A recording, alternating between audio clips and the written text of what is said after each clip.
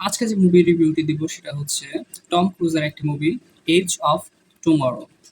এটা 2016 অর্থাৎ 2016-তে রিলিজ হয়। এর আইএমডিবি রেটিংস হচ্ছে 7.9 আউট অফ 10।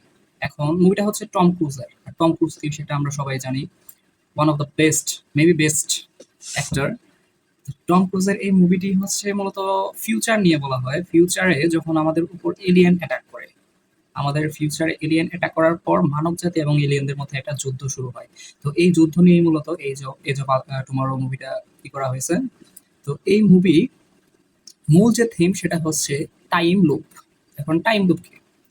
সাপোজ আজকে রাতে আমি ঘুমালাম, কালকে সকালে ঘুম থেকে উঠলাম, নিত্যদিনের যা কাজকর্ম করলাম, রাত হলো, রাত 12টার দিকে আমি ঘুমিয়ে পড়লাম, পরের দিন সকালে ঘুম থেকে উঠলাম এবং ঘুম থেকে উঠার পর বিগত যে দিনটি আমি অতিবাহিত করছি, অর্থাৎ যে দিন আমার শেষ হয়ে গেছে ওই দিনটাই আবার শুরু হলো।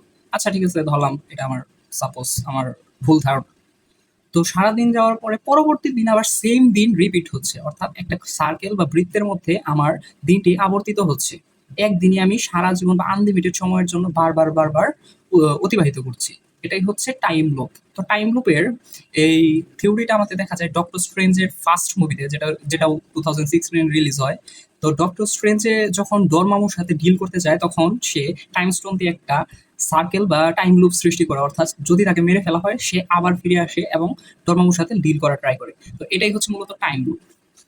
আবার সেম থিওরিতে আরেকটা ওয়েব সিরিজ দেখা যায় 1899, অর্থাৎ 1899। এটাও একটা ফিউচারিস্টিক টাইম লুপ নিয়ে একটা তৈরি, অর্থাৎ কেউ মারা গেলে সে আবার ফিরে আসে বা 3-4 দিন পর পর দিনগুলো আবার রিপিট হয়।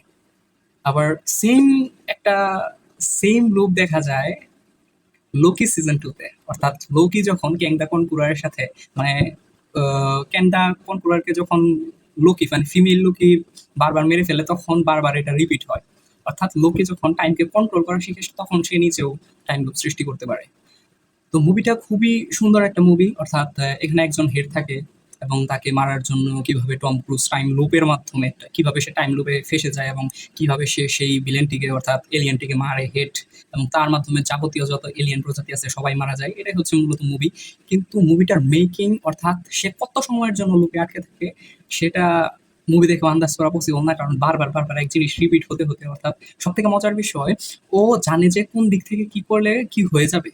অর্থাৎ ও যদি ডান দিকে যায় কি হবে, ইভেন ওর ফ্রেন্ড ওকে মারতে আসছে, এখন ও কিভাবে ওকে না এটা করে মাথা সরিয়ে বা একটু বডি মুভ করে কিভাবে বন্ধুর থেকে বাঁচতে পারবে, এরকম কিছু লুপ দেখা যায়। অর্থাৎ সে আনলিমিটেড সময়ের জন্য এই লুপের মধ্যে ফেসে যায়।